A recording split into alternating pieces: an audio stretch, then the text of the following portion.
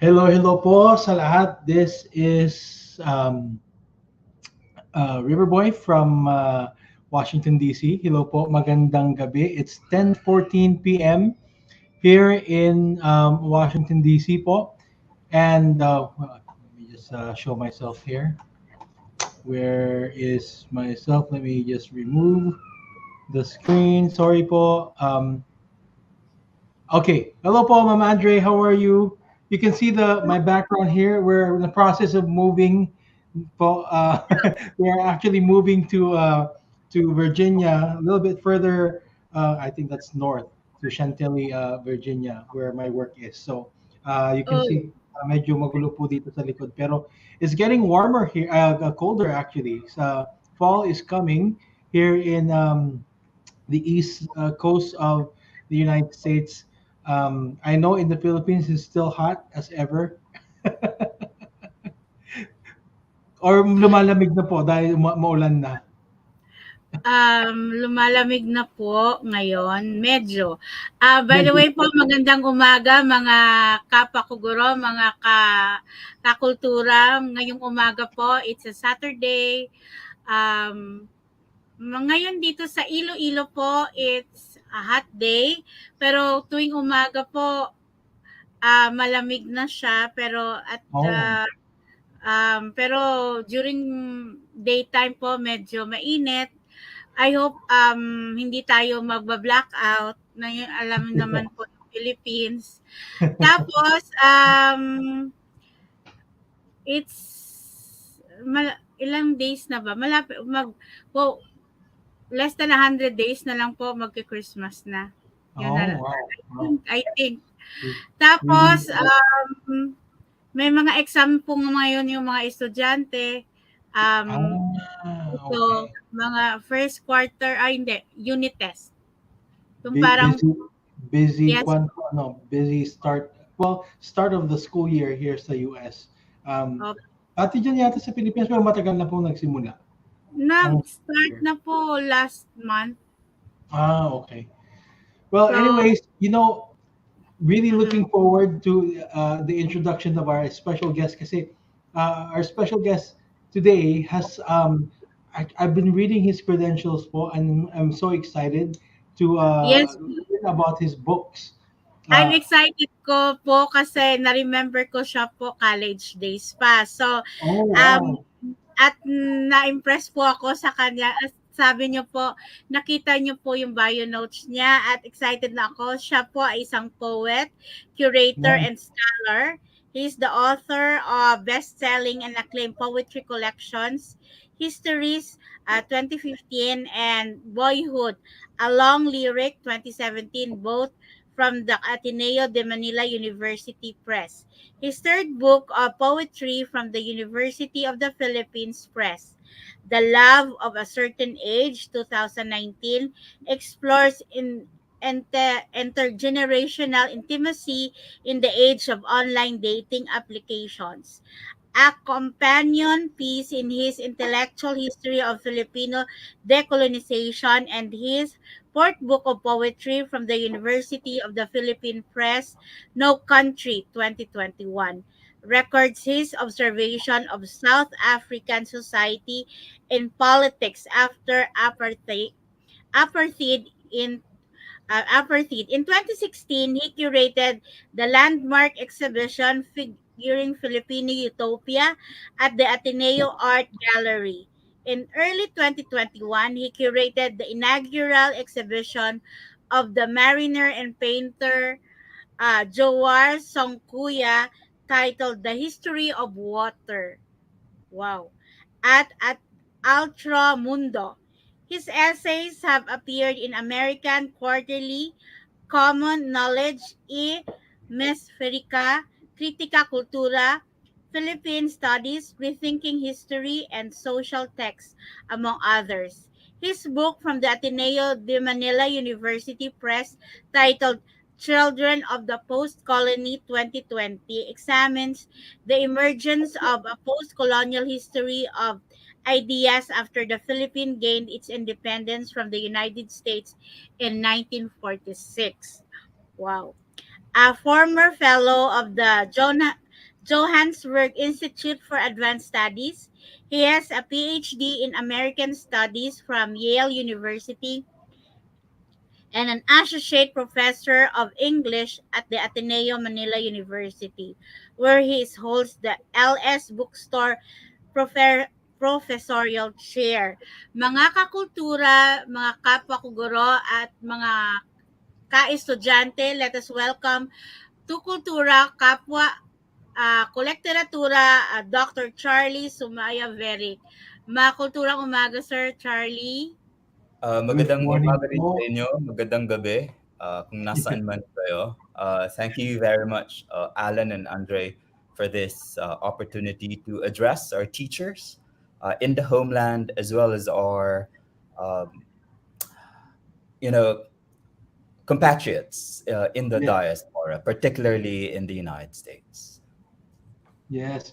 And we can't wait. Yun nga po, as Ma'am Andre was reading about reading your buy note po, I remembered. So you've been to East Coast, being from Yale po, right? Yeah, I returned to the Philippines in 2011, but from 2005 to 2011, I was in Mhm. New Haven to work on my graduate degree. So Yes, yes. yes. So I well, Connecticut is not far from Boston, where I was from also, and the weather there at this time is, we as we both know, it's getting cold already. But yeah, I mean it's kung it gets chiller po when at this time, pero your bones and your muscles become more aching kung kwan po pag malamig kasi you're always shivering. Anyways po, your book, oh my goodness. I know you have a lot of books to share to us. But there's a book that you're specifically how to do post-colonial history of ideas.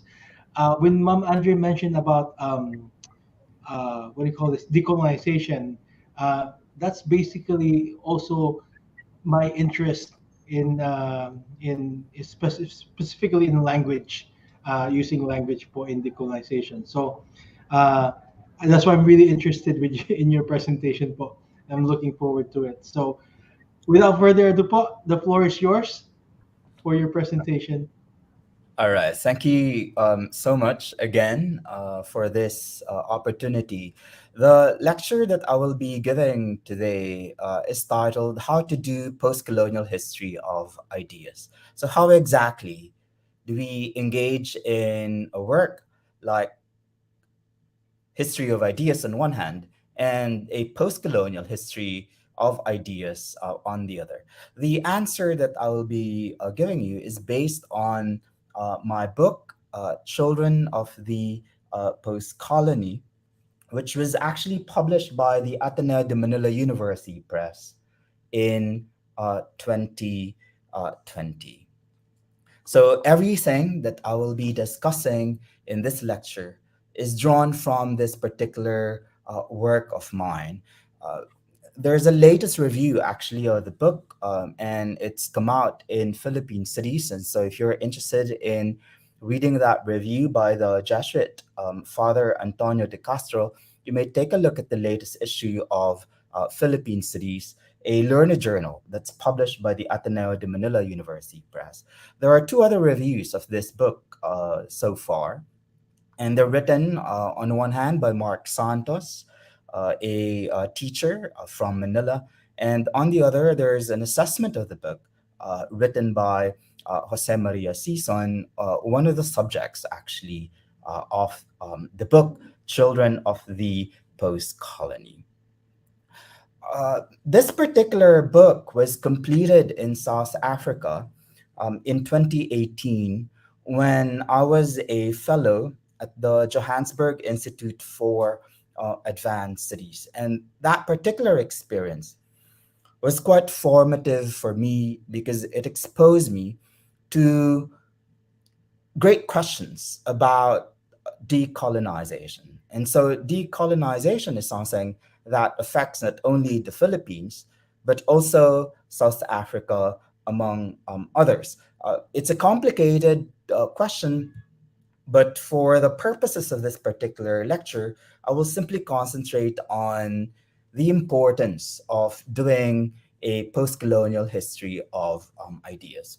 The time that I spent in South Africa was also formative, precisely because of my encounter with the Nobel laureate Wole Soyinka when he gave a lecture at the University of Johannesburg in May of 2018. And that particular lecture allowed me to revisit my own questions concerning the intellectuals that I was studying then from the Philippines. Okay? And if you want to know more about like how that particular lecture was able to shape my thinking, you can turn to the book, in particular the coda of the book, where I reflect on the importance of decolonization and why it matters for us to pay attention to that concept in this day and age. The lecture by Wole Soyinka in particular, concentrated on the 1962 Conference of African Writers at Makerere University in Uganda. That conference in 1962 was attended by some of the most important writers on the African continent. And given that resemblance, I was able to think about the historical context shaping the works of the five intellectuals that I get to discuss in Children of the Post Colony. And I will be talking about these particular intellectuals at some point later in the lecture. Soon after my stint in South Africa in 2019, one section from my introduction came out in Philippine Studies, and it's an article titled The Rise of Filipino Postcolonial Knowledge, uh, Philippine Studies, the Institute of Philippine Culture, and the Ateneo de Manila University Press. And this article concentrates on the early histories of the founding of these important places for the production of um, Filipino knowledge. And these sites include the journal Philippine Studies, which was established in 1953, the Institute of Philippine Culture, which was founded in 1960, and the Ateneo de Manila University Press, the same publisher of my book, which was rather established in 1972. Now, what is Children of the Post Colony all about, and how does it relate to doing a post-colonial history of ideas? The book essentially is, an intellectual history of five Filipino figures in the context of the emergence of decolonization after 1946. And as I will explain later, 1946 is a significant moment in Philippine history because that's when we were able to get our independence from the Americans. But as I will discuss later, this particular period is understudied. And even the work of doing um, history of ideas in the country is actually pretty embryonic. That is to say, something that we can locate in the early stages of its development. And so the book contributes to the development of not only the post-colonial history of ideas, but a Filipino history of ideas. So I look at the five intellectuals who have contributed to the foundation of the cultural archive of decolonization. And I take this archive to mean the world making beliefs and aspirations that are indissociable from the contradictions and promises of the post colony as a local and global Filipino phenomenon. One category that we need to remember is decolonization. So, uh, decolonization is a process was started in the Philippines in 1946 with the grant of independence from the Americans. But after that particular period, after 1946 specifically, we also saw the rise of the Cold War.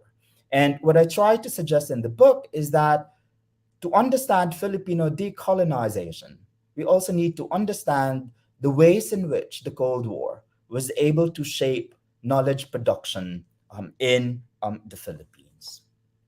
So, what's this knowledge production all about? Um, this is an archive, essentially. What I'm studying, the five intellectuals I suggest in the book represent an archive. That their works constitute an archive of post-colonial histories. And this archive remains unconstituted by and large. And its leading contributors include the writer Edith Tiempo, born in 1919, who established the first creative writing workshop in Asia, the Silliman Writers Workshop. Uh, Also, I study the artist Fernando Zobel, born in 1924, who founded the first modern museums of abstract art, not only in the Philippines, but also in Spain. So his influence is pretty transnational and it spans many countries. And as I argue in the book, his ideas are relevant not only to the Philippines and Spain, but to the thinking of modern art in particular as an art historical category. I also study the work of the critic Bienvenido Lumbera, who promoted the appreciation of Philippine writings in the vernacular. And so the pride of place that Filipino writings um, in the national language and in the regional languages, that pride of place was enabled by the thinking and the work of Bienvenido Lumbera.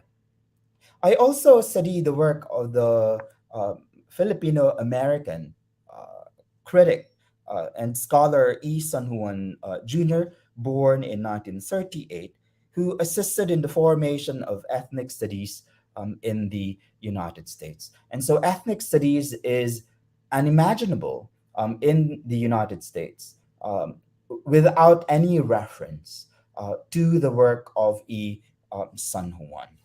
And finally, the book also studies the work of the revolutionary Jose Maria Sison, who reignited an anti colonial struggle that now stands as the longest running communist insurgency in the world. And so it's an unfinished struggle, I suppose, and you are still in the process of making sense of what this particular event signifies and what its legacies actually are. So the book actually is devoted to the exploration of five intellectuals, and that these five intellectuals are the foundational children of the Filipino post-colony. And I argue that together they represent the archive of post-colonial knowledge production. The book is an interdisciplinary collection of essays on their ideas, and it takes 1946 as a starting point, as I mentioned earlier. The key transitional time in the life of the nation when Tiempo turned 27 years old, Zobel 22, Lumbera 14, San Juan 8, and Season 7. So what I'm trying to suggest is that 1946 is important to these intellectuals because 1946 marks their coming of age.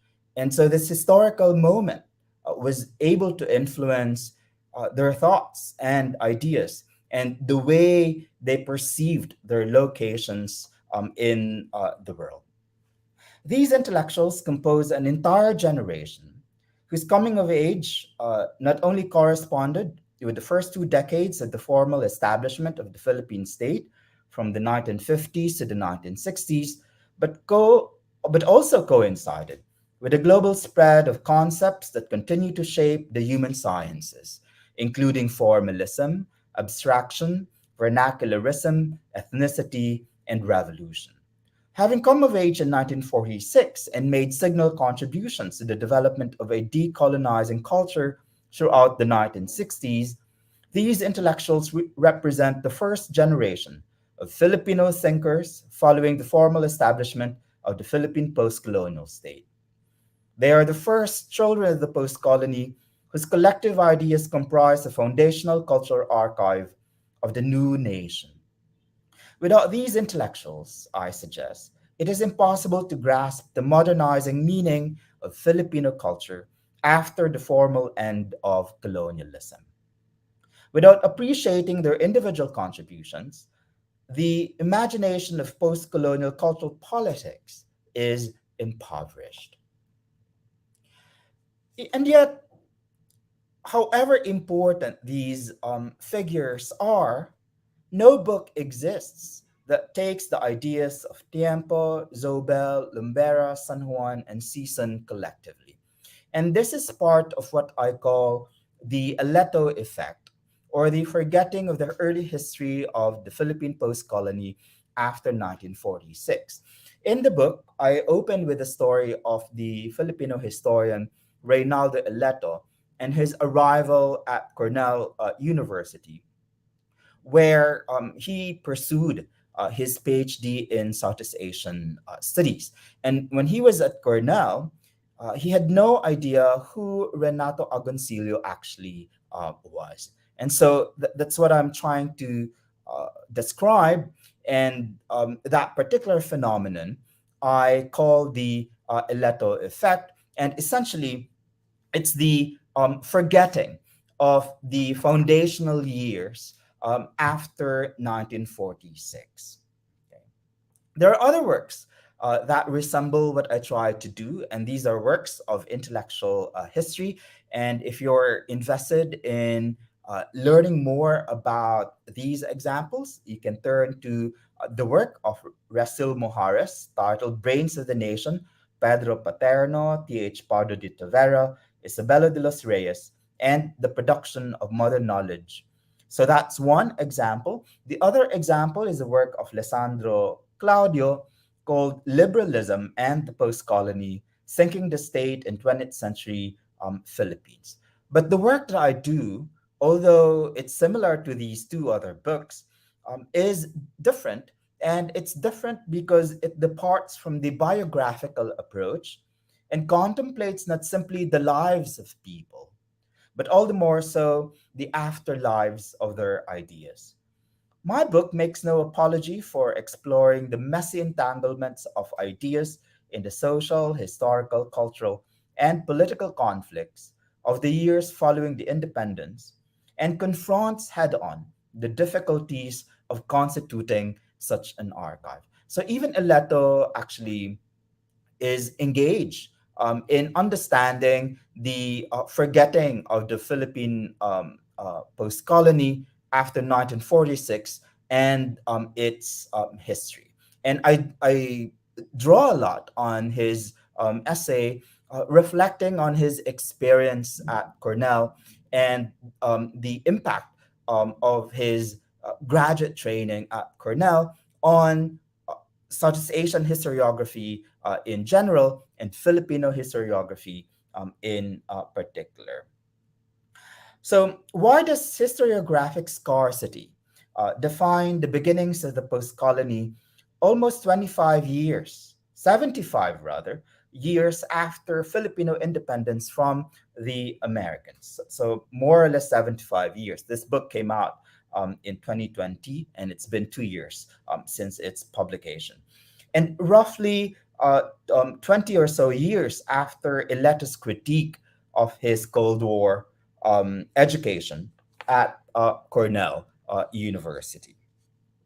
In the article, I provide an explanation for the forgetting, and my explanation has to do with the influence of the Cold War on Filipino historiography and Filipino knowledge production in general.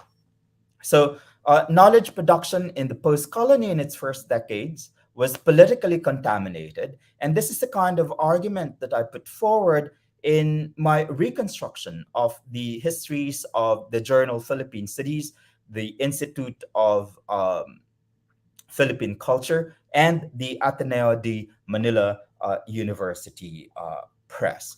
And what I'm suggesting is that the early years of knowledge production in the Philippines could not be dissociated from the influence of the Cold War in the country specifically. And I call that the culture war of decolonization, wherein you have, on one hand, attempts to define the Filipino, and on the other, these attempts to define the Filipino are shadowed by US influence, US intervention in particular.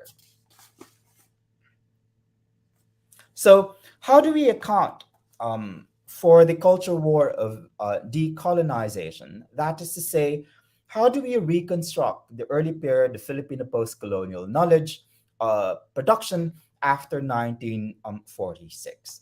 The book offers a methodology, and the methodology is what I'm trying to present actually in this lecture.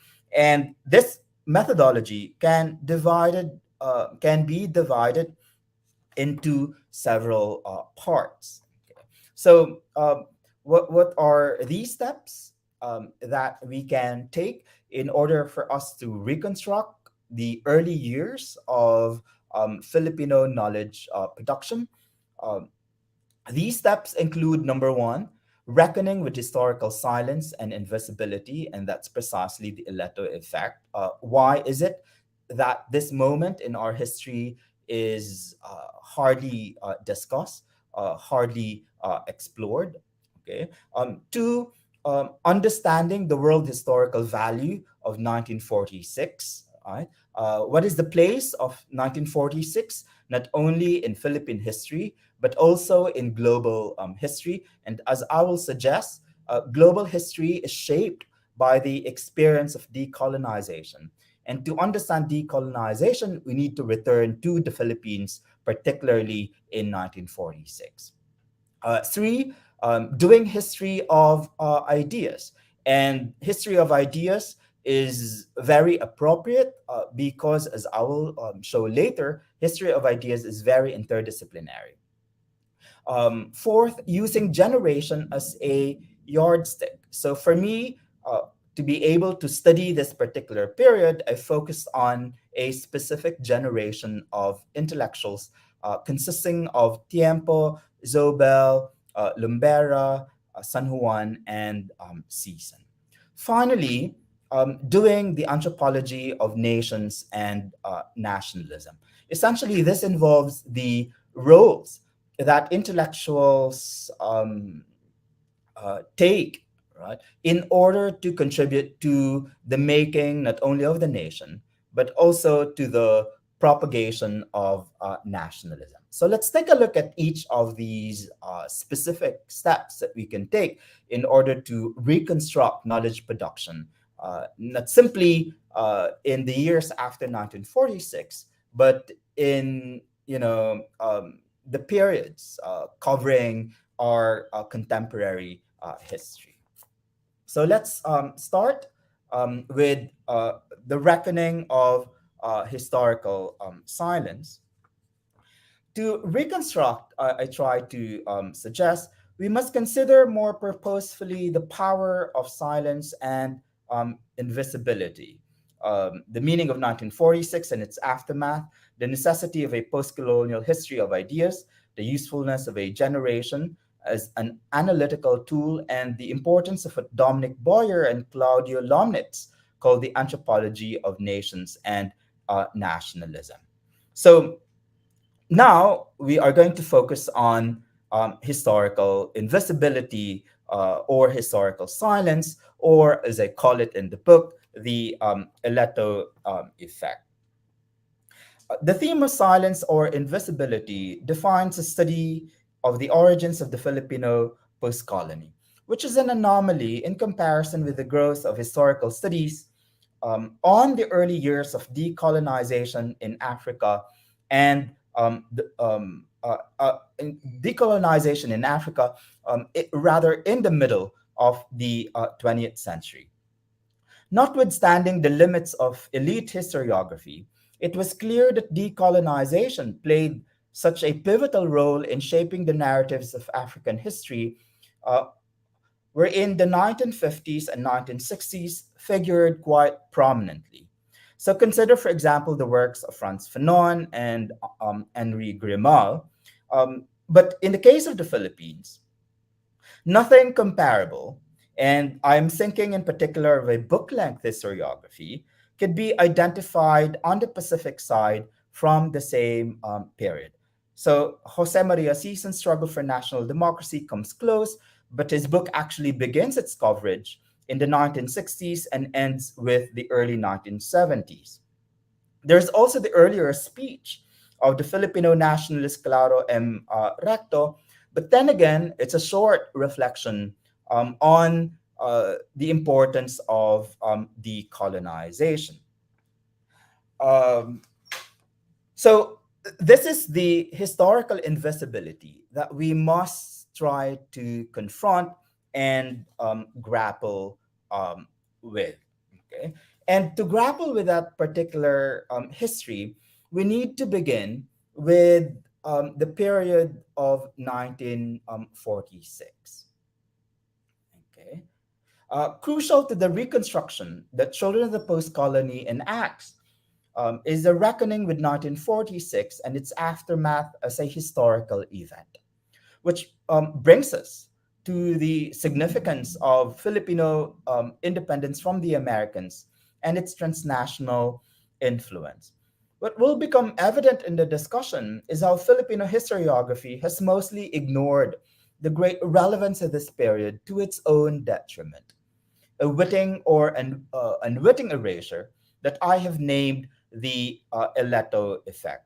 The Philippines was centrally situated in the global politics of decolonization, whose ramifications would be felt the world over. Um, you know, 2 days ago, the Queen of England passed away, and the Queen of England actually had seen in her lifetime the decolonization of colonial territories in Africa and beyond. And so we're still really in the midst of this process, and yet we know very little about the process of decolonization.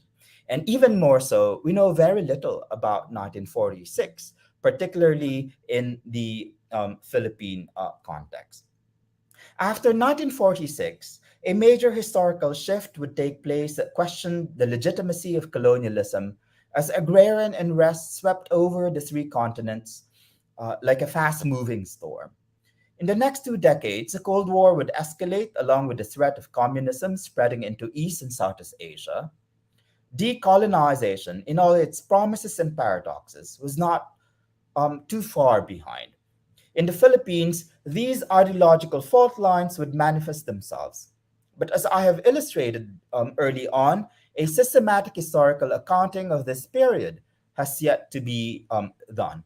For now, it will suffice to say that the lack of scholarship on 1946 and its aftermath, one that takes the Philippines as its core, is an anomaly too big to ignore. Indeed, the country's example can reveal much about the contradictory lessons of decolonization, in that the Philippines, as the American journalist Stanley Carno would say, is America's only major colonial experience. That is, an understanding of modern global power, and here we're talking about the global dimension of 1946 already, is untenable without recognizing the Philippine experiment.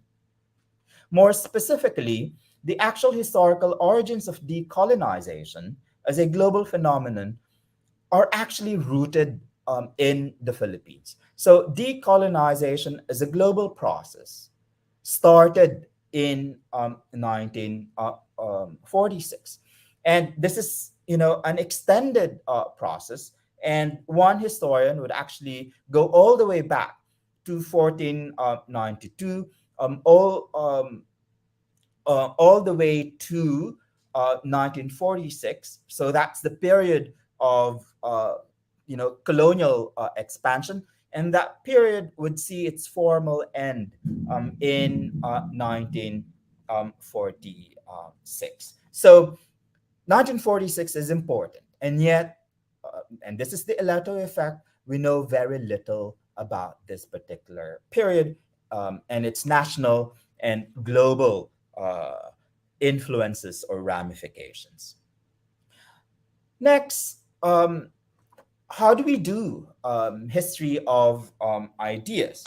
Uh, as I will suggest, history of ideas is important because of its interdisciplinary approach, and that this interdisciplinary approach allows history of ideas to move beyond a single discipline. So, history of ideas is really encompassing. It can cover virtually anything worth discussing concerning an intellectual work or an intellectual concept.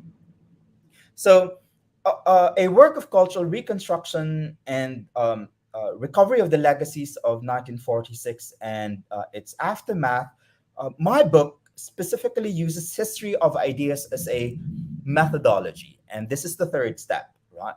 Doing history of ideas. The Journal of History of Ideas was officially launched in 1940, and this particular journal propagated the method in the United States as well as in the rest of the world. So, History of Ideas, uh, to a certain extent, may be located in the early part of the 20th century in the United States, and its propagation would coincide with the global spread of the Cold War. Okay, so this journal, the Journal of History of Ideas, was published by the University of Pennsylvania Press just as the Second World War was spreading quickly from Europe and Africa into the Pacific. After the conflict, the rise of history of ideas would correspond with the need for decolonizing knowledge on one hand and for containing the perceived threats in the age of the Cold War on the other. And in the book, I provide an extended discussion of the melding of decolonization and history of ideas.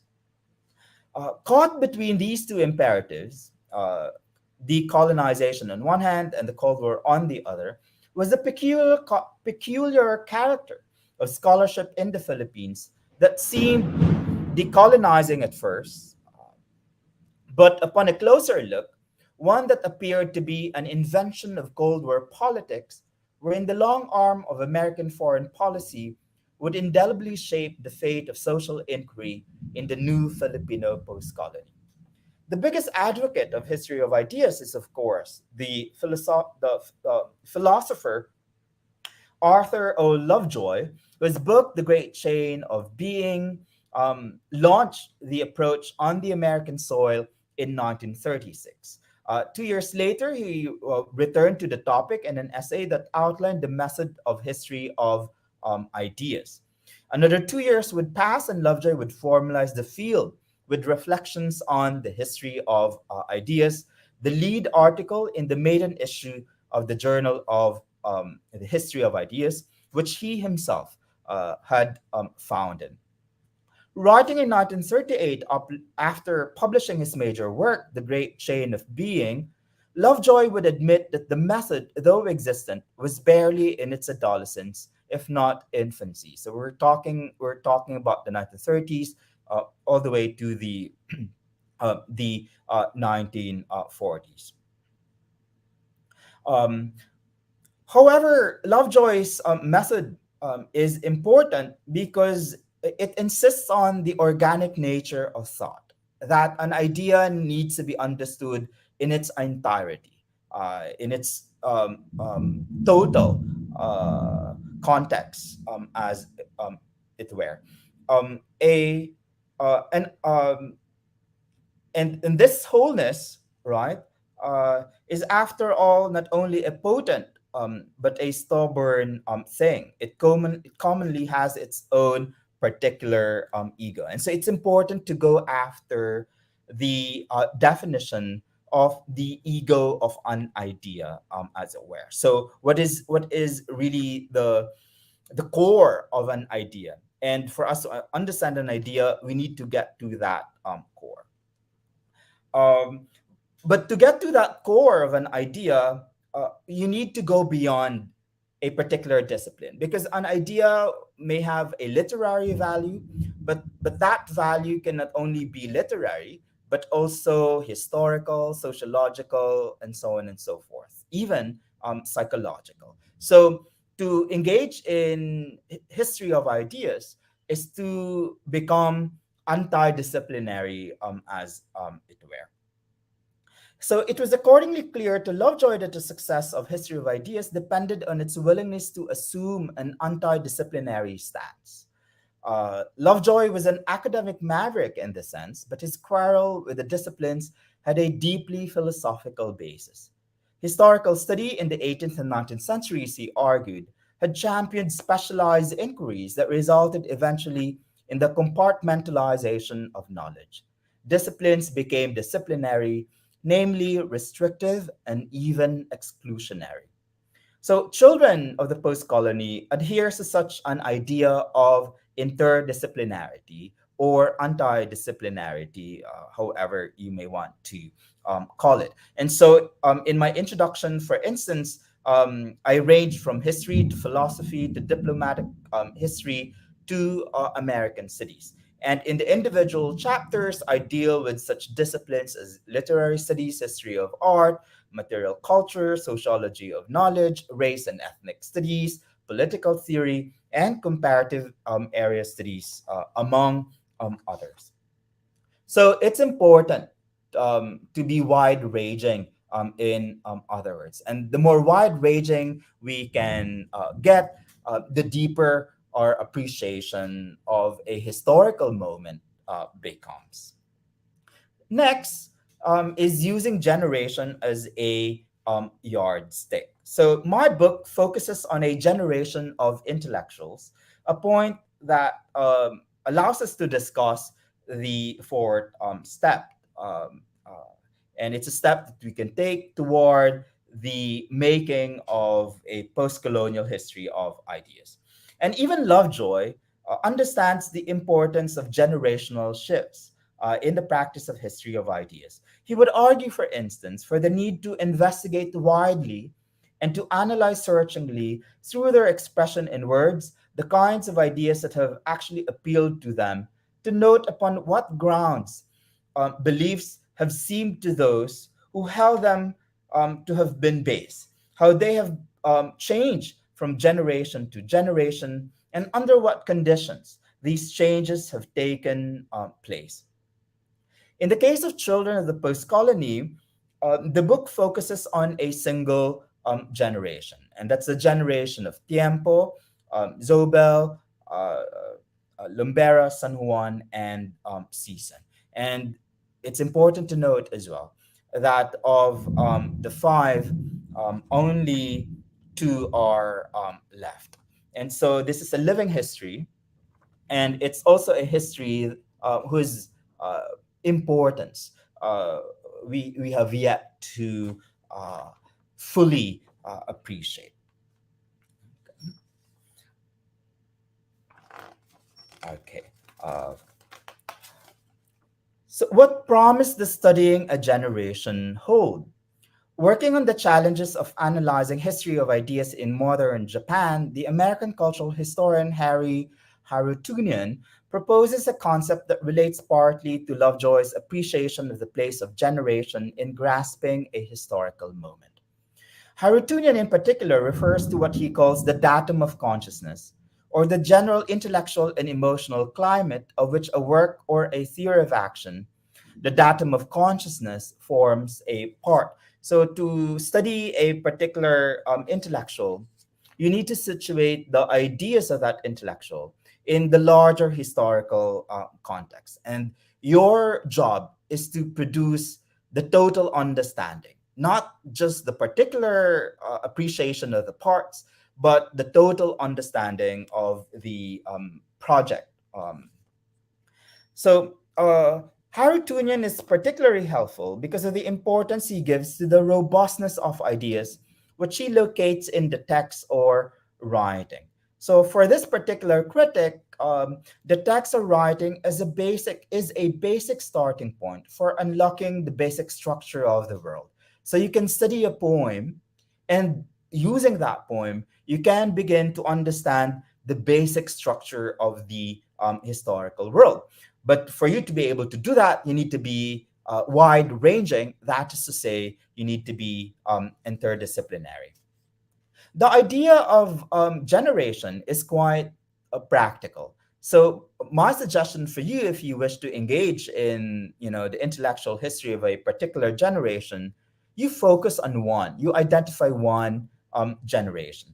And here, the words of the American cultural historian Michael Denning are suggestive, instructive, because he notes how historical and cultural transformations are often described in terms of generations. So, for example, he talks about the latest generation for iPhone. So at this point, we already have iPhone 14, right? But how different is iPhone 14 from iPhone 1? So the idea of a generation is a helpful approach in order to gain a focus in your intellectual history. Next, we have the idea of doing the anthropology of nations and nationalism, and we're getting actually to the end of this lecture.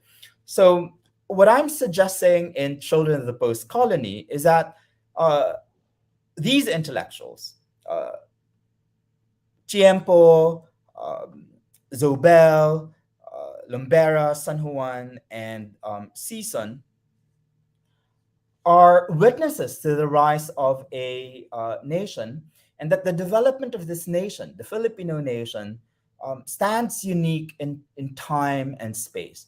It is irreplaceable as well as irreducible, whose relevance shall remain for as long as the nation remains. Seen this way, an anthropology of intellectuals is essentially an anthropology of nations and nationalism. And what does this mean? It means that intellectuals become crucial to the cultural production and management of the nation. So a nation cannot exist without intellectuals. And so in the works of Rizal, for instance, we study, the time when the Philippines was a colony, and how colonialism eventually contributed to the formulation of the idea of the modern nation. Okay. Boyer and Lomnitz, from whom I borrow the notion of anthropology of nations and nationalism, they show us that an anthropology of intellectuals concerned with social actors specializing in the production and management of social knowledge should occupy a key place in contemporary anthropological conversations. So they're talking about a specific field of anthropology, but as I try to show in the book, um, the importance of this method goes beyond anthropology. And how so? Uh, Boyer and Lomnitz, okay, argue that a closer look at the connection between intellectuals and the nation is crucial in that it highlights human agency in the making, dissemination, and contestation of national culture.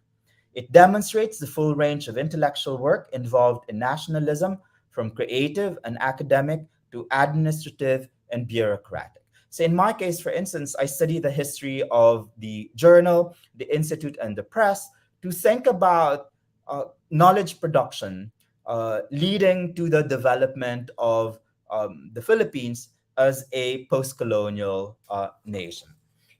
Also, the anthropology of nation and nationalism allows for a more robust understanding of various intellectuals, ranging from lawyers to architects to literati to pundits, who give practical substance to conceptually abstract yet analytically important formations like nationalism, the state, and public culture.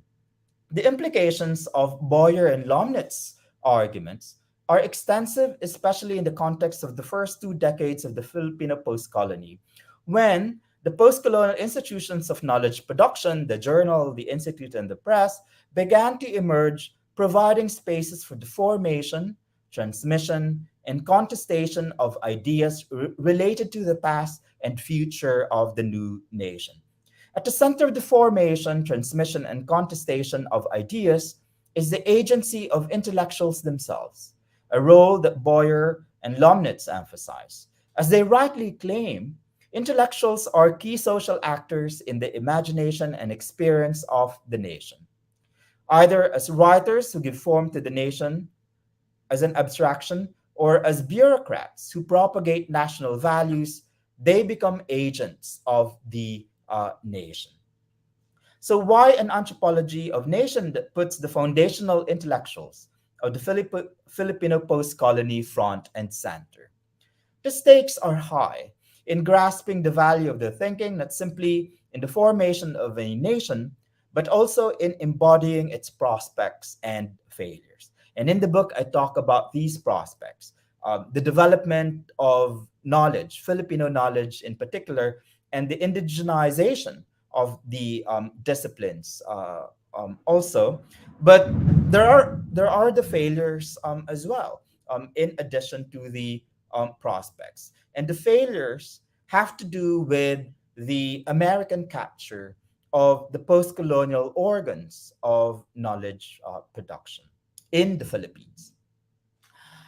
Like, for the ideas that this book examines are our earliest proofs of the emergence of the Filipino post colony as a juridical and geopolitical reality. That is to say, this generation of intellectuals creates its own work when the nation is no longer a distant political desire, but rather an already existing political fact whose emergence is inseparable from the commitments of decolonization. Their work accordingly constitutes the foundational Filipino post-colonial thought, showing its hopes as well as contradictions.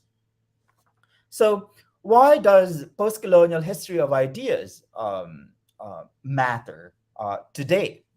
Um, Post-colonial history of ideas matters because we undo historical silence. We get to know about our past, right?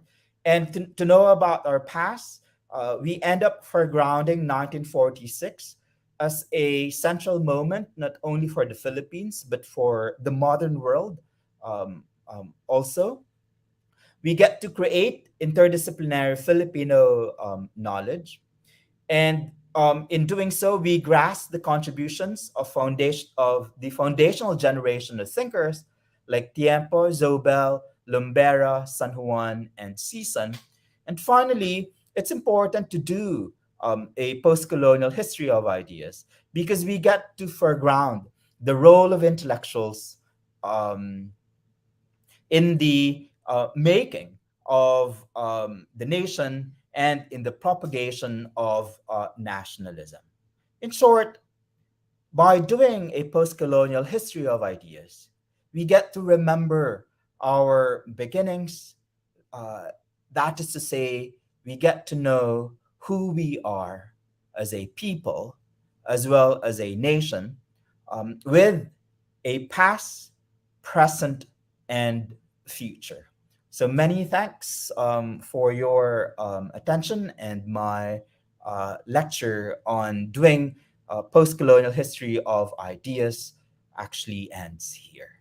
Maraming salamat po. Thank you so much, Paul, for that very informative presentation. Yeah, we've learned Mama Andre, we've learned a lot again. Ano? Yes, And the we can't wait. electro. Yes, that's effect. We've gathered a lot of questions actually. I like what you said about the decolonization is a global process. Um, so this is a question from me in particular. Aside from the questions that we've gathered online, so decolonization as a global process. Do you believe the rapid spread of globalization is helping or hurting the efforts of or process of decolonization? That's a wonderful question, and it will take us, you know, a longer time in order to address that particular question. So, how is decolonization related to the process of globalization? Yeah. There are two ways of looking at it. So, in the book, for instance, like one scholar would say that colonialism initiated the long process of globalization. So you would have to go back all the way to the 15th century, Mm, and particularly you would have to go back to Europe and its so-called discovery of the New Worlds in order to understand the long process of globalization. But there's a different approach to understanding globalization, and that globalization is specific to the contemporary period, right? In mm. particular, the opening up of markets, right, Yeah. for global commerce, as Mhm. it were. Now, how do we get to understand the ways in which globalization perhaps contributed to decolonization? My answer to that is that we need to begin somewhere, and we Mm, need to begin first with studying the process of decolonization. And then from there, we can expand our understanding, our historical appreciation, to include, right, the exploration of globalization. But just a comment on this platform, for instance, right? This mm. particular platform embodies really the logic of the melding of decolonization and globalization. So, Alan, for instance, you are in the United States, right? And Yes. you are in the United States precisely because the US was in the Philippines in the late 19th century, and we became a colonial possession. And that led to the teaching of English. And that explains why I'm speaking in English, and I was able to be educated in the United States. And also, that bit of history explains why most of the books that the Ateneo de Manila University Press gets to publish are books written in English. So we need to begin somewhere, and decolonization alone provides us with so much work to do. So for me, my suggestion is for us to focus first on globalization, and once we decolonization rather, and once we get to establish the facts of decolonization, we can appreciate better how decolonization relates to globalization as a global historical process. Mhm. Yeah, thank you. So I tried to lay out these questions that we were able to gather, in an order that kind of like relates to each other. So since you mentioned a while ago that we have to go back to like in Europe, where in our the intellectuals like moved there, to learn to be more globalized, to learn about Spain basically. So we know that some of those who are the intellectuals, who Filipinos who went to Spain, right, learned and basically had this propaganda movement Mhm. and established the La Solidaridad uh, paper or gazette. So, what do you see is the role of La Solidaridad at the start of globalization, did it have a role or did it not have a role?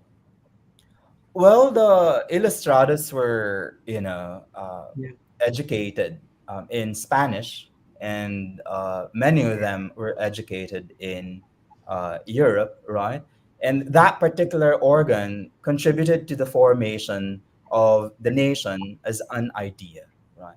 yeah, So journalistic writings led to the better understanding of the place of indigenous intellectuals in the context of colonialism. Now, uh, how do we get to understand exactly like the role that intellectuals play in the making of a nation? And we can relate that, for instance, to that particular publication, La Solidaridad, in the 19th century.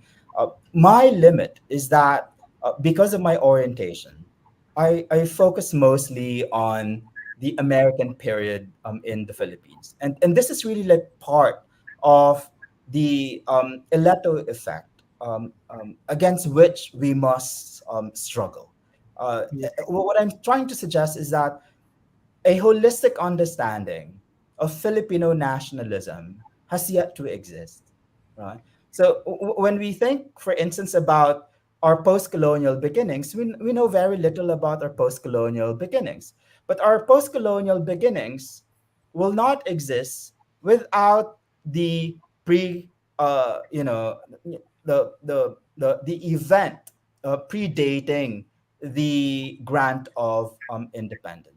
And in my case alone, right, like for the study, for instance, of the emergence of Philippine studies as a field, very few scholars are able to offer, the institutional history of Philippine studies, and Philippine studies in particular, in the shadow of the grant of independence. And so, uh, knowing, for instance, what the role of intellectuals might be, what that role is, uh, it will take the work not only of one scholar but many yeah, scholars. And my limitation is that I simply like focus on the period after 1946. Now, how do I get to understand the earlier period? I will have to learn Spanish, but precisely because of the colonial orientation of our education, I get to learn English better than learning Filipino, for instance, or for that matter, my own language, Aklanon. So mhm, I don't produce my writings in Aklanon. So we study works in English, but we also need to study works in other languages. So that's how disastrous the situation is at this point. And that's how little we know about our own histories, particularly our history in relation to intellectuals. yeah. And maybe that also answers this question, because the question on what do you see is the significant threat to this effort of the decolonization. I mean, even with me, I think my answer to this is, well, our lack of knowledge of our history. You know, that's why, it's like what you mentioned a while ago. It's more like building that knowledge that will really help us understand this process of decolonization. Is to first, we really need to understand how to decolonize ourselves, um, in that process. But anyways, and the reason why I mentioned about La Soledad also was that that idea of the propaganda movement in La Soledad, that to achieve a, well, to assimilate with ourselves with Spain, you Uh, know, uh, and that kind of like a place like push and pull relationship. Are we really trying to decolonize ourselves if we are, instead of decolonizing ourselves, um, assimilating with Spain. So that's a kind of like a question that it's still it bothers me. But Mhm. like what you said, it takes more than one scholar to understand really what's happening. Yeah, I think you're really speaking to your experience as a Filipino in America, right? Yeah. So in the case of my study, for instance, I focus on the Philippines, right? And because of that focus, I as a result, I get to neglect, the other dimensions. So for Mm. example, the experiences of Filipino Americans, right? Yeah. um, Diaspora of Filipinos in America. Yeah, and the thing is, normally, scholars based in the Philippines uh, do not see themselves related to Filipino American scholars in the U.S. So there is Yeah. that kind of division. So on the one hand, we know very little about our history, and our scholars cannot agree even among themselves, right? Mm, Uh, yes. they cannot, for instance, come to an agreement concerning, for example, the relationship of the homeland to the diaspora. Mm, So much work, I suppose, needs to be done. And what I try to offer in the book is a beginning. So it's a work of reconstruction. And one example that I provide in the book is the reconstruction of the history of the journal Philippine Studies, the Institute of Philippine Culture, and the Ateneo de Manila University Press. Now, in that reconstruction of history, for example, when I talk about the early history of the journal Philippine Studies, I only discuss the foundation of that journal. And given the limitation of the book, I don't get to discuss the actual contents of the journal. So the argument that I'm making is that Filipino attempts to decolonize um, were captured by the U.S. Cold War mm, organs, right? Like there's a support, for instance, from Asia Foundation, and that support like led to the founding of the Institute of Philippine Culture. The scholars who went there had funding coming from Asia Foundation. So is that journal, for instance, really uh, an emblem of American colonialism, or is it an example of the Filipino attempt to define itself? To yes. answer that question, one needs not only to know the history of the journal, one also needs to study the actual contents Mm, of the journal. But in my study, I simply focus on the reconstruction of the history. And maybe another conclusion can be had when you study the actual articles included in that particular journal. So, what am I trying to say?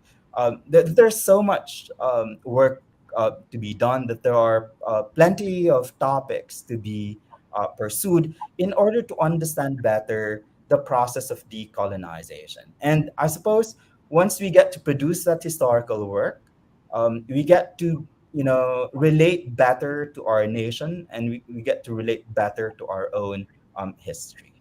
yeah. That's really good. I cannot, we cannot, it's hard to talk about decolonization without talking about colonial mentality.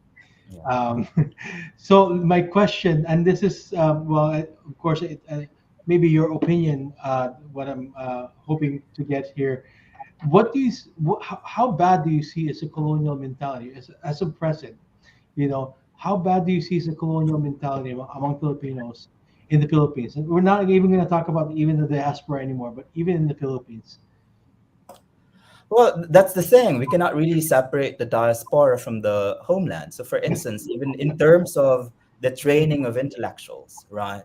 Yeah. Um, for a scholar to prosper in the Philippine university, like that scholar needs to get the validation from a Western university. Hmm.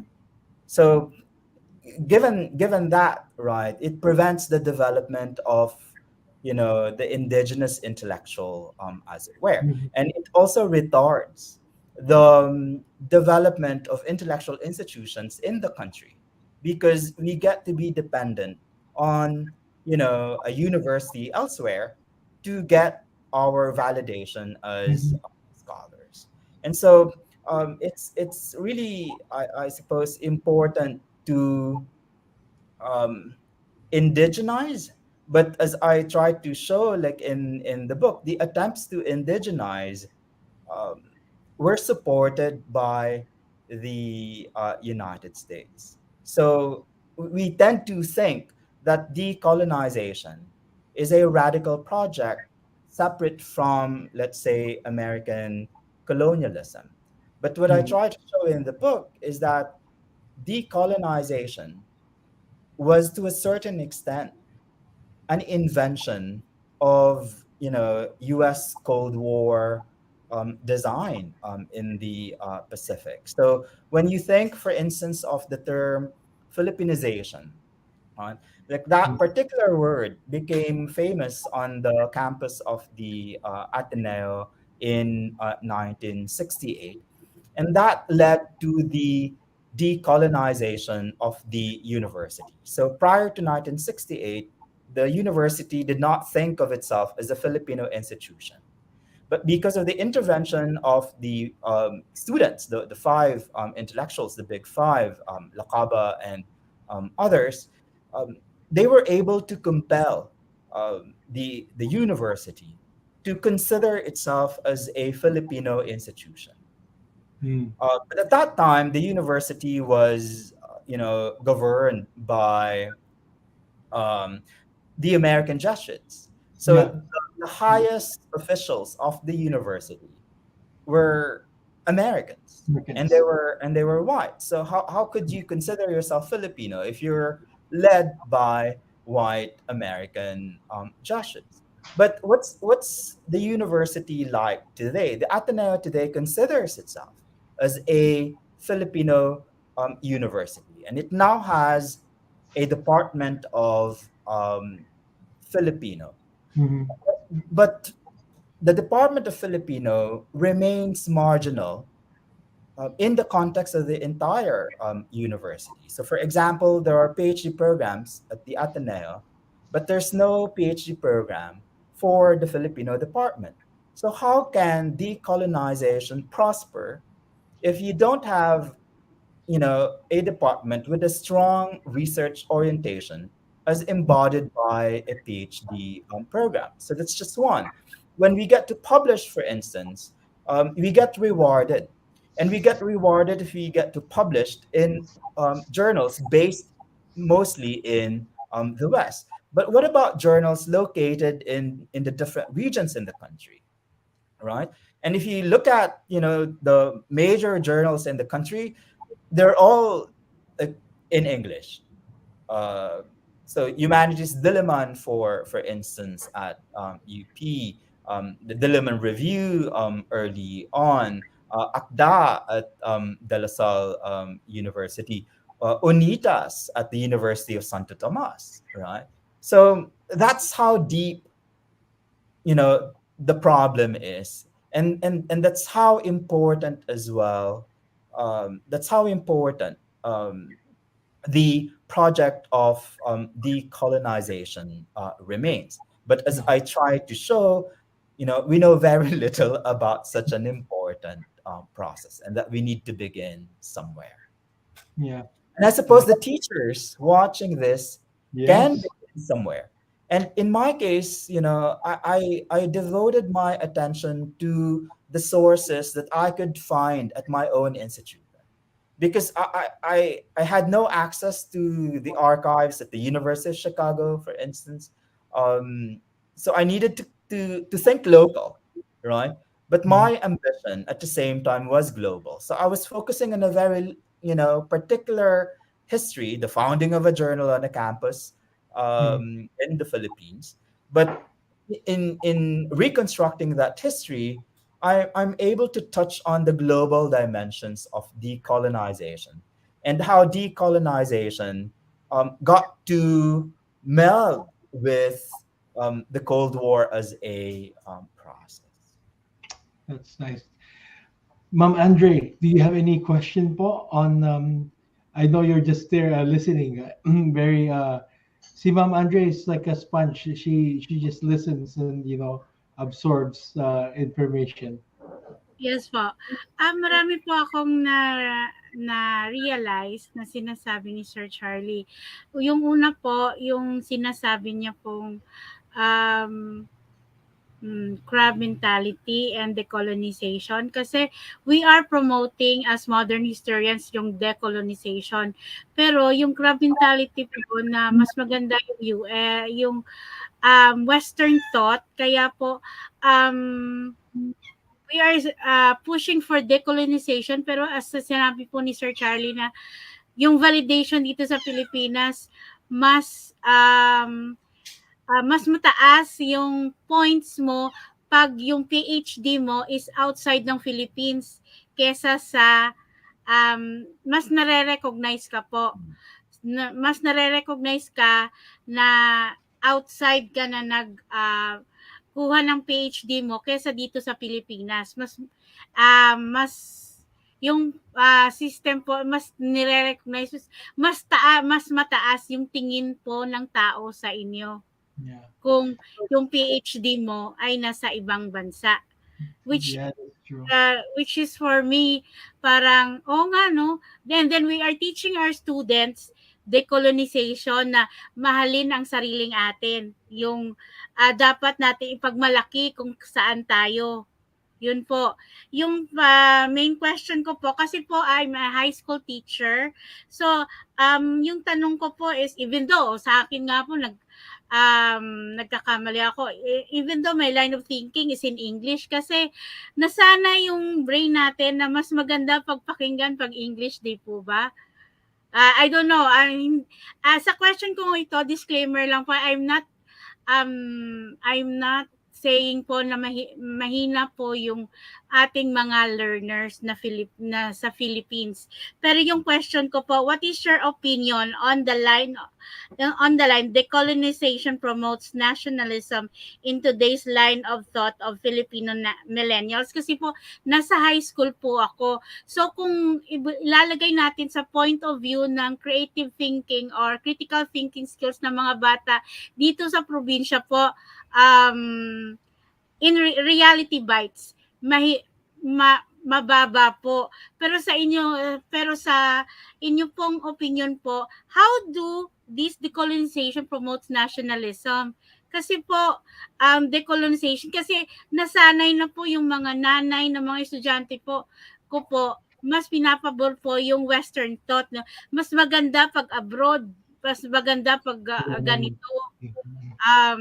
Mas maganda po yung US, yung stateside. So, paano po nyo mai-explain sa mga high school millennials po or learners po yung ganitong pong line of thinking po? Maraming salamat, Sir Charlie. Napakahirap na tanong. Hindi ko alam kung saan ako magsisimula para sagutin yung tanong na yan. Pero makapagsisimula siguro tayo sa pagtuturo ng kasaysayan. Mm-hmm. Kailangang unawain natin yung kasaysayan natin mismo. Pag-aralan yung kasaysayan natin. At anong ibig sabihin yan? Kailangan nating bumalik sa mga batis ng kasaysayan, sa mga dokumento. Ngayon, ang problema natin, yung mga dokumento natin, hindi na organisa yan. So kung pumasok ka sa halimbawa sa isang arkibo, Ateneo na lang ilang daang taon na rin ang Ateneo at mas matagal yung panahon ng mga Jesuita sa Pilipinas. Pero kapag pumunta ka sa university archives, hindi nakakatalog yung mga dokumento doon. So kung gusto mong malaman yung kasaysayan mo, hindi mo alam kung saan ka magsisimula. Aling kahon ang kukunin mo? Aling folder ang kukonsultahin mo? So, nasa pag-aaral. At ang etong halimbawang ito, komentaryo rin ito sa krisis ng edukasyon sa Pilipinas. Yeah. Halimbawa, inaalis, 'di ba, yung pag-aaral ng kasaysayan, yan yung produkto ng K to 12. So we understand the need to be globally competitive. We understand the need for every person who is a product of the Philippine education to be able to compete with anyone, to be able to compete with the best anywhere in the world. Pero yung programa ng K to 12 like led to the removal of history as a subject. So napakakonti na nga yung alam natin sa kasaysayan, yung gobyerno natin mismo inaalis yung pagkakataon na maunawaan yung mga sarili natin ng mas malalim, ng mas mabuti. So Yeah. saan magsisimula? Magsisimula sa mga usaping ganito, 'di ba? Na makikita natin yung problema. At higit pa roon, makikita natin kung ano yung mga hakbang na kailangan nating gawin para maging mas buo yung pang-unawa natin sa ating mga sarili. So halimbawa, very academic, there should be like a PhD program for the Filipino department. Yeah. And when that happens, that shows the investment of the university in the Filipinization, not only of the institution, but in the creation of um, citizens with deep historical understanding of themselves and the nation to which they belong. Yes. And this is also my own opinion. Ano po, so in as far as understanding the K to 12, for me, okay. So kasi before this, Sir, I was in the process. Can you hear me po? before before po niyo i-explain, baka may paliwanag niyo din po sa inyong kakayahan po, ang difference po ng K to 12 ng US kasi dito po, Oh yeah, yeah. 6 po, wala we hanggang grade 6 lang po yung Philippine history. Pag grade 7 po, Asian history. How about in the case po ng US K to 12? Kailan po nagsa-stop yung pag-i-introduce ng American history sa mga bata Yeah. na sa US? American. Well, like the study of American history never ends Yes. at the It's American continuous. University, and Yeah. there's Kaya so nga much po. Yeah. and there is so much. Even if they Yeah. study American history a lot, there is so much that they leave out. Yeah. For example, just in terms of the difference between Filipino attitude to history and American attitude to history, and I can Mm. draw on my own experience. When I was in New Haven at Yale to pursue my PhD in American Studies, I learned that American Studies and the History Department are the leading academic programs at the university, the most popular, right? What you have at Ateneo is the total opposite. The Filipino department is uh, for the students is the least popular.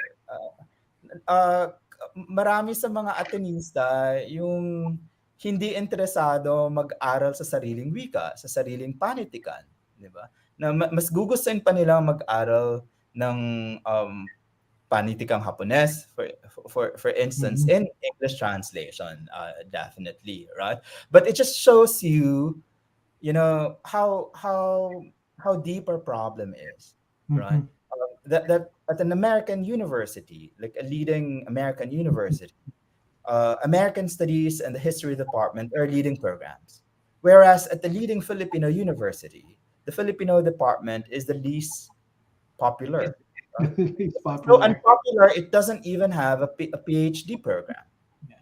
So unpopular that they're even actually removing Filipino programs in college. Ano po.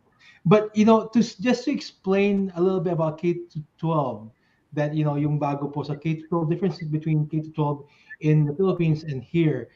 Sa Philippines po noon kasi compared dito sa US, kung grade 10 ka sa Pilipinas, graduate ka na ng high school. Dito po Fourth sa year, US, fourth yeah, year. mag fourth year na po yun. And when you're mag-graduate ka na ng high school. Dito po sa US, it's K to 12, meaning hanggang grade 12. So they have this like until yung fourth year nila is 12 years. So Yun po compared dito to po, that in the Philippines, senior it was high school po. High school pa rin po, pero senior high school na. senior high school. It's senior high school talaga. And they're still learning history. So para sa akin, yung K to 12 sa Pilipinas, it's not necessarily wrong in a sense because it is well, it's to kind of like raise our standards in as far as US, comparing it to like for example US. Again, we're comparing ourselves to the US. Pero dun din kasi, I mean, it's how we looked at ourselves also because it's a result of how what we did to ourselves in the past. Okay, so because we have this standard that like grade 10 pa lang graduate na, so how they looked at us, and not even just them but even us, how we look at ourselves is that, well, grade 10 pa lang, graduate na ng high school.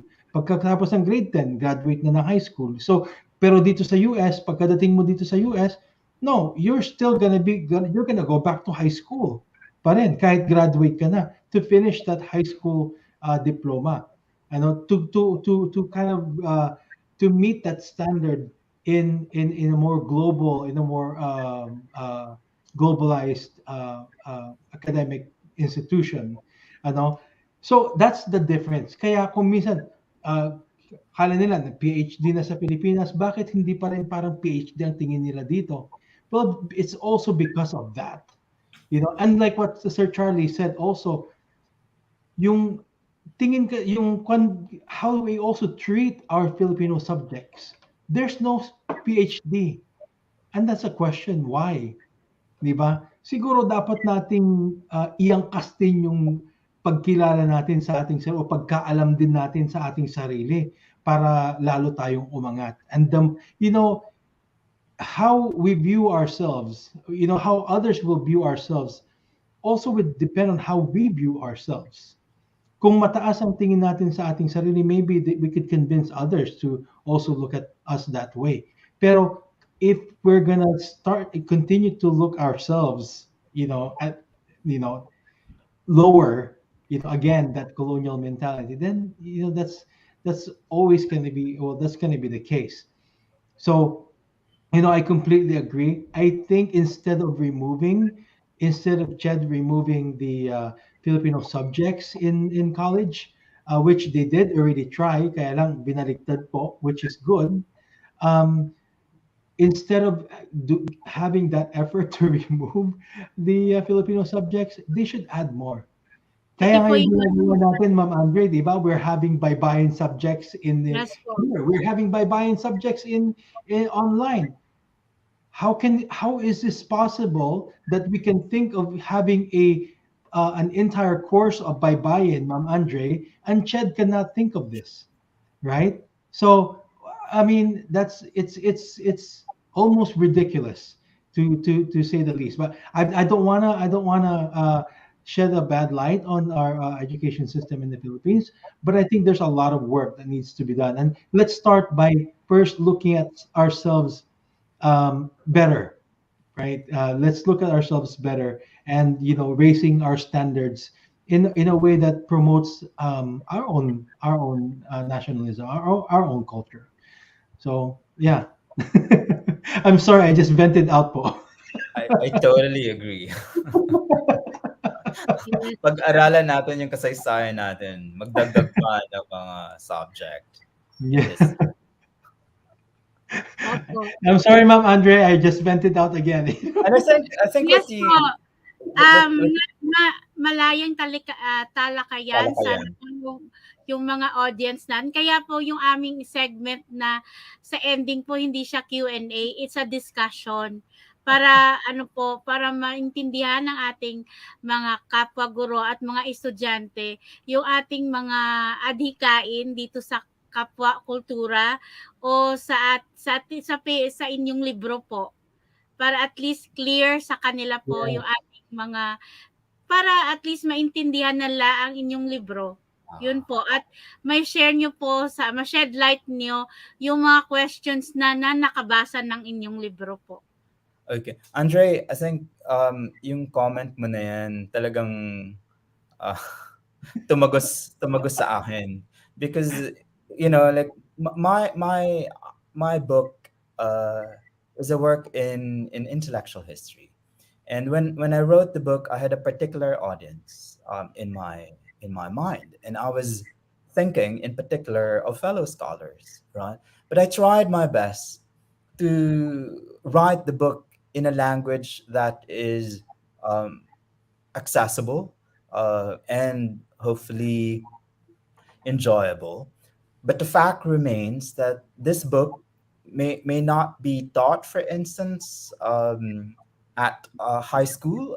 It may be too much for uh, a teacher to require this particular work, but I'm just like thinking of like how do we get to translate like ideas of decolonization, right? So I was listening to you, I was thinking to myself, my God, yeah, like this book is unable to address like younger students precisely because of the you know discussion, and precisely because of the language. And I Language. was thinking to myself, like what if someone creates a children's story book, right, on the Oh, merits of si Alan. diba? Yeah, I'm Yes, actually writing. I'm a children's book writer po. yes. So And paano yeah, paano mo isasalin yung mga konseptong ito para yung mga bata mismo nagsisimula pa lang mulat na sila. yeah. We are actually in the process of working on the mentioning Yale. Actually, Pilyong Balong, my own book po, a children's book, is at Yale. A copy of Ooh, it's at there. It's there in Yale, and we are actually in that process of reading. I'm in my second book right now, which is a much better, well, what do you call this, children's book, because it's more didactic than the first one, and ito po, I'm really hoping that it's going to get published soon. And even with this discussion po, it's molding that book. This kind of discussion right here is molding that children's book that I'm creating. And Sir Charlie, I appreciate you being here with us, because with your book, and just to for the other teachers who are out there, your book, as I see it right now, from your presentation po, hopefully can inspire and spark their own nationalism inside, and start the thinking of decolonization. Not every Filipino have that kind of mentality to start thinking about decolonization. And even me myself, to be honest, that's only a recent idea to me, yung decolonization. So hopefully po, this your book, and I'm promoting your book. Hopefully our teachers po can is it available in Lazada po or Shopee? yes. Yeah, Yeah. so buy the book of Sir Charlie, and read it. Read it, go through it, and hopefully, po, you can pick up something and get something from there to teach to our children, to our students in the Philippines. And again, like I said, po, at the beginning of this the program, our intention is really to engage the teachers into that kind of like promoting local books. And that's actually the whole idea of Colecteratura. Di ba, Ma'am Andre, before we Yes, started it, the whole idea of Colecteratura is really to promote local books or local authors. Kahit dito sa US na publish, basta local authors or Filipinos po, we are supporting that, because I know they would either put their idea of our Philippine studies there, or have a share of our culture, when they write. yes po. Um, segue na po ako kasi ngayon po yung ating Filipino writers guest last year po ay nagse-celebrate ng kanyang birthday. Si Oh wow. Dr. Mary Talusan Lacanlale po. Oh, So, yes. Happy yes, birthday.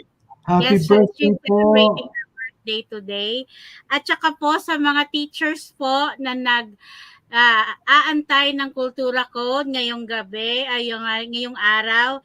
It's KLS 2E18.KC526. Yan po ang Kultura Code para makakuha po kayo ng inyong certificate of attendance of participation po dito po sa mga programa sa edition ni Sir Charlie Veric po sa kanyang lecture ngayong araw. At saka yung for future guest po natin, antabayanan nyo by Monday po. Meron po tayong guest, si Ma'am Bebang C. On her book din. At saka yung convo natin kay Dr. Robelyn Rodriguez. At syempre po yung docu-komentaryo every end of the month. Featuring yung mga katutubong Aita po. Yun lang po, I think, ang aking mga announcement sa mga programs po ng kapwa po. Say your back to you, Sir Alan. Thank you po, Ma'am Andre. Thank you for promoting our events. And again po, Sir Charlie, thank you so much. Again, we've learned a lot of things, a lot of knowledge from you.